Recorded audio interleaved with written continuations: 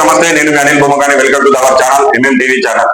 ఈ రోజు ఏదైతే కాంగ్రెస్ పార్టీ ఆధ్వర్యంలో నిర్వహిస్తున్న గ్రామ సభల్లో ఏదైతే ప్రజలను గందరగోళ పెడుతూ ప్రజలను ఇబ్బంది పెట్టడం కోసం ఏర్పాటు చేసిన సభలు తప్పితే ఇది ప్రజలకు ఉపయోగమైన సభలు కావని ప్రజా సంఘాలు, ప్రజా పార్టీలు, ప్రతిపక్ష పార్టీలు అన్ని విమర్శిస్తున్నప్పటికీ కూడా ఏదైతే కాంగ్రెస్ పార్టీ తన పంతాన్ని నెగ్గించుకోవడానికి ప్రజలు ఏమైనా పర్లేదనే తీరుగా కొనసాగుతుంది.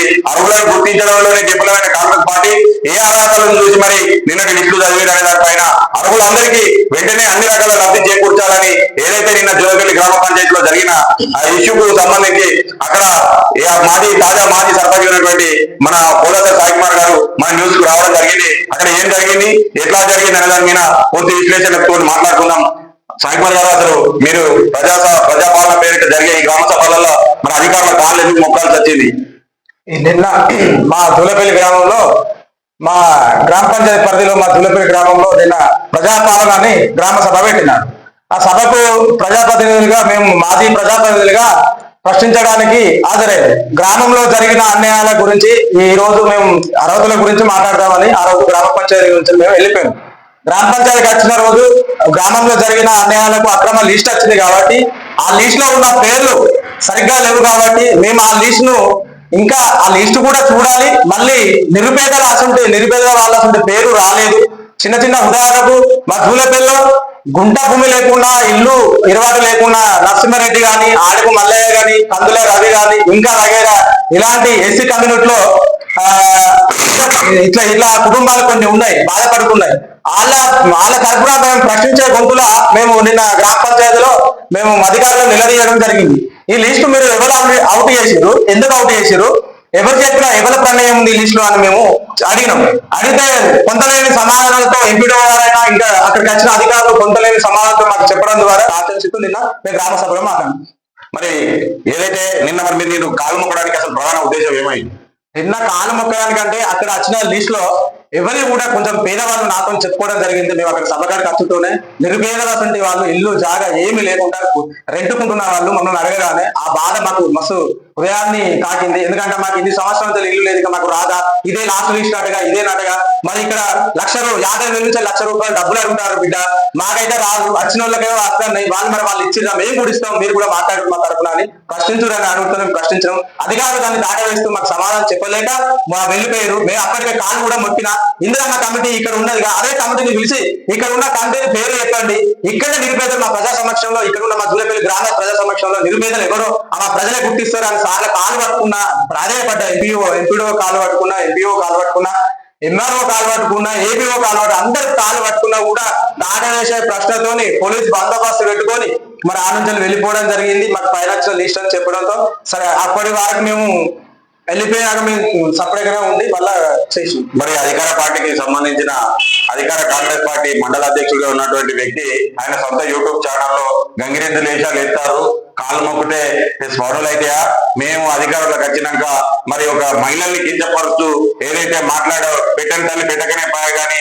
అన్న తర్వాత అక్కడ బీప్ వేసిన సందర్భం ఆయన యూట్యూబ్ లో అప్లోడ్ చేసిన సందర్భం. అలాగే గంగిరెద్దులే నాయకులే పొలిటీషియన్ అనే విధంగా మాట్లాడిన ఆ మాట ఏదైతే ఉందో దానిపైన మరి మీరు ఏ విధంగా స్పందిస్తారు? గంగిరెద్దులలో ఎవరు మరి ఇక్కడ మరి దానికి పైన మరి మీ వెనక ట్రోలింగ్ చేసుకుంటూ మాట్లాడే బీఆర్ఎస్ చిల్లరగాళ్ళు అన్నట్టు ఒక మాట మాట్లాడేది కదా, మరి దానిపైన ఏ విధంగా మాట్లాడుతారు? ఎందరో ఉంటారు ఈ మండలు రాకెట్ రాజా అని, ఒక మండల రాకెట్ రాజా ఉంటాడు. ఈ రాకింగ్ రాజా ఏం చేస్తాడంటే పొద్దుగా లేచి వీళ్ళను వాళ్ళను మభ్య పెడుతూ గ్రామాలలో పొద్దుగా లేస్తే గంగిరెద్దులు వస్తారు ఊళ్ళకు. ఎందుకంటే వారికి ఆరేది బియ్యం వేయరు, అన్నం పెట్టారు, వాళ్ళకి కూడా తెలుసు. అదే గారెడ రూపంలో ఈ రోజు అధికారం ఖచ్చితంగా మదం నెత్తికెక్కి కొవ్వు ఎక్కి మాట్లాడితే నీకు ఇవాళ గ్రామాలలో మా గ్రామంలో నీకు స్థలం కొట్టకపోతే నేను దూలపల్లి గ్రామంలో ఎన్ని పెన్షన్ తీసేసినావు, ఎన్ని రేషన్ కార్డు తీసేసినావు అనేది నీ గుండెకు నీకు తెలుసు, దూలపల్లి గ్రామ ప్రజలకు తెలుసు. నువ్వు చేసే చిలక పంచాంగాలు పొద్దుగా లేచి మంచిగా చెప్తాను బిడ్డ, కానీ నీ వ్యక్తిత్వం ఏంటనే కమాపూర్ మండల ప్రజానికి తెలుసు, నీ కాంగ్రెస్ పార్టీలో ఉన్న మీ నాయకులు కూడా లేదు. ఎందుకంటే చూ అని ఉంచుతున్నా కూడా నీకు ఇంకా సిగ్గు శరం అనేది రాక నువ్వు మదమెక్కి తిరుగుతున్నావు, ప్రజల్ని మద్దపెట్టుకుంటూ నేనే సారు నేనే భాష తిరుగుతున్నావు. లాస్ట్ కస్తే మంత్రి ఎవరు, సీనివాదేవుడు నేను చెప్పిందే వేదమని ఎవరైనా పేరు నింటున్నాడు, ఇల్లు కట్టుకున్నామని మట్టి కొట్టించుకున్నా కూడా వాళ్ళ దగ్గర కమిషన్ వసూలు చేసిన నీత రాజకీయ వ్యక్తిని నువ్వు ఈ రోజు రాకెట్ రాజా నువ్వు ఏం మాట్లాడతావు మాట్లాడుతాను? నీకు తెలివి ఉన్నదా? గ్రామ సభలలో ప్రతిపక్షం అన్నప్పుడు మాట్లాడుతుంది. మేము మాట్లాడినంత సేపు అన్న నువ్వు వచ్చిన లిస్ట్ ఇస్తావా? 450 లిస్టు మందికి ఇస్తావా? అలా అర్హులు ఎవరున్నారు? మొత్తం ఇచ్చాయి. 450 మందికి ఇవ్వాలి. ఇప్పుడు వచ్చిన పెన్షన్లు కూడా అందరికి ఇవ్వాలి. పెన్షన్ల పేరుతో మోసం చేస్తాను, అన్ని మోసం చేస్తాను. 100 రోజుల మీద హామీలు అని చెప్పినావు. ఆ హామీలు 25 వందలు మహాలక్ష్మి పథకం కింద 25 వందలు ఇస్తాను.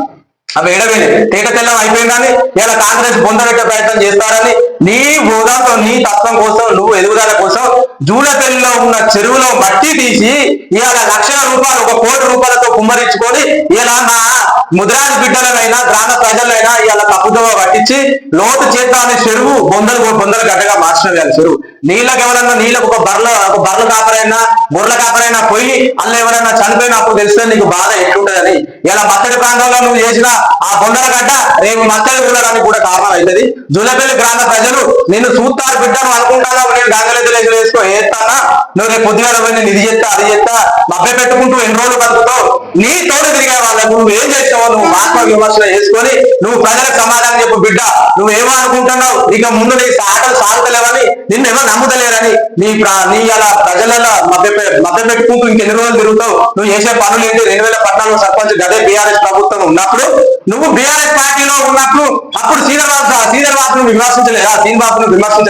దానికి మేమే దగ్గర ఉన్న సాక్ష్యం. ఎందుకంటే ఆ పార్టీ ఒక దొంగ పార్టీ అని విమర్శించి శ్రీధర్బాబు చచ్చిపోతా రాడు పుడతా రాడు ఎవరికైనా అన్యాయం అయితే 5 రూపాయల సాయం చేయడు నేనే పెట్టుకోవాలి నేనే చేయాలని మా దగ్గర వాతంపు పోతూ అప్పుడు మేము ఉన్న హయాంలో నువ్వు చేసిన ఎన్నో ఉన్నాయి. నాకు తెలియదా? నువ్వు ఏడ మంచి నువ్వు మంచోడు అయితే కమాన్పూర్ మండల్లో ఏ ఒక్క రోజు కూడా నీకు ఎవరు సలాం పెట్టిన రోజులు లేవు. ఎందుకు శత్రువులు జరుగుతారు? నువ్వు ఏం చేస్తున్నావు? ఇలా గ్రామాలలో ఏం చేస్తున్నావు? వీళ్ళని వాళ్ళను రోజు పోయి నీకు ఇదిస్తా అదిస్తా అని మభ్య పెట్టి గ్రామ ప్రజల్ని అల్లో రామచంద్రాన్ని ఏడ్చినట్టు చేస్తాను. బిడ్డ నీకు తగదు. నువ్వు 14 నీకు చేసిన 5 సంవత్సరాల చీకట పాలన జరిగింది జూలపల్లి గ్రామంలో. ఎవరైనా లైట్ పోతే లైట్ కోసం తెచ్చిన రోజులు ఉన్నాయి. లైట్ కోసం తిన్న మురికాలు మురిగిపోయినాయి. ఇంకో ఎప్పుడే చెప్తున్నా మా లైన్ లో మురికాల కొట్టుకొని మా బండలు అమ్ముకున్నావు బిడ్డ. నీకు గుర్తున్నదా? సిసి రోడ్ వేసినో ఏదో నువ్వు మా నాయలు తీసుకొని మా బండ అమ్ముకొని నీకు డిపిఓ అప్పుడు ఎంక్వైరీకి వస్తే నేను కాపాడింది కూడా నేనే అని గుర్తు పెట్టుకోవాలి. నీతి మర్చిపోయి నీతి రాజకీయాలు చేసుకుంటూ బీఆర్ఎస్ పార్టీ మీద నిందలేస్తూ తిరుగుతున్నావు బిడ్డ. నువ్వు బోరు ఎక్కడ వేసినావు? బోరు వేయకుండా కూడా నీ బోరుకు ఆ రోజు పైపులు తీసినప్పుడు గ్రామ ప్రజలంతా ఏకమై నేను ఆ రోజు చీచి అన్న రోజు నిన్ను ఆ రోజు నెల రోజులు గ్రామం అంతా ఒకగాడ ఉండి నిన్ను దొరకబట్టే రోజు ప్రయత్నంలో నువ్వు ఏడికైనా పైసలు ఏడిచ్చావు బిడ్డ. ఇప్పుడు ఎక్కువ ఇచ్చావు. నీ ఎంబడి నేను ఉన్నా గుర్తున్నదా? నేను అడుగుతున్నా. ఇంకా నీ వీడియోలు ఉన్నాయి మేము అనలేకపోతున్నావా? మీరు చెప్పలేకపోతున్నావా? నీ కథలేంది? బీఆర్ఎస్ పార్టీ అంటే ఏంటిది? బీఆర్ఎస్ అంటే బహుజనుల పార్టీ. ఆ రోజే పుట్టమన్న నీకు లేకపోతే నువ్వు ఒక బహుజన బిడ్డలని నేను పార్టీలకు తీసుకుంటే ఇలా పార్టీని అంతగతం చేసే ప్రయత్నంలో నువ్వు చీకటి ఒప్పందాలతో పార్టీని మొత్తం సర్వనాశనం చేసి నీ దాని కోసం నువ్వు పేరు అప్పుడు మంత్రి చెల్లెల కుటుంబంలో కదా. ఇప్పుడు కూడా మరి ఎందుకంటే నువ్వు ఎందుకు నిన్ను దగ్గర తీసి నీ ప్రాణాలు కాపాడినందుకు బిడ్డ. నువ్వు ఇట్లా మాట్లాడుతున్నావు. రాకెట్ రాజా నీ రాకెట్ లేకుండా రాకెట్ లిప్పే రోజు వచ్చినప్పుడు నీ చీడప్పుడు నీ గతం ఏంటో మేము చెప్పే ముందు చెప్పుతాం. ముందే ఉన్నది. జనాలు కూడా నువ్వు ఏంటి అనేది కూడా తెలుసుకున్నారు కాబట్టి నిన్న గ్రామ సభలో ఏం జరుగుతుందని తెలిసింది కదా. ఇక నువ్వు ఒక్కసారి నువ్వు బయటకు వెళ్ళి రాకెట్ రాజా నువ్వు బయటకు వెళ్ళి ఎలక్షన్లకు వస్తే వెళ్తే జూలపల్లి గ్రామంలో ప్రజలు ఎట్లున్నారు ఏంటి వాళ్ళ ఆత్మాభిమానం ఎట్లున్నది ఏంటి అనేది నీకు త్వరలో చూపెడతారని సలహా చేస్తున్నా. ఏదైతే నిన్న ఇందిరమ్మ ఇండ్ల పేరిట జరిగిన ఘరానా మోసం ఏదైతే ఉందో ఇది కాంగ్రెస్ పార్టీ కార్యకర్తల కోసం కాంగ్రెస్ పార్టీ నాయకుల కోసమే అనడంలో ఎటువంటి సందేహం లేదు. దానికి సంబంధించి కమాన్పూర్ మండల కాంగ్రెస్ పార్టీ అధికార పార్టీ అధ్యక్షులుగా ఉన్నటువంటి వ్యక్తికి ఆయనకి ఇప్పటికే డూప్లెక్స్ ఇల్లు ఉంది. మరి ఆయన ఇందిరమ్మ ఇది అఫీషియల్ వెబ్సైట్. ఈ వెబ్సైట్ నుండి ఏ విధంగా మరి ఏదైతే మీరు 2500 ఇస్తా ఉన్నారో 2500 ఇవ్వటం బీసీ డిక్లరేషన్ వెంటనే చేసి స్థానిక సంస్థలలో డిక్లరేషన్ ప్రవేశపెట్టి స్థానిక సంస్థలను ఏర్పాటు చేయమని కోరుతాను. మరి నువ్వు ఇవన్నీ అంటావా? నువ్వు ఇట్లనే కొనసాగితే నువ్వే రాజు అవుతావు, నువ్వే అన్ని అవుతావు. ఎవరు రావద్దు ఎవరు అధికారం ఉండద్దు అని అనుకుంటావా? నీకు సోయి ఉంటే 1 సంవత్సర కాలం గడిచింది. ఇక్కడ రావాల్సిన నామినేటెడ్ పోస్టులు మరి ఎందుకు ప్రకటిస్తలేదు?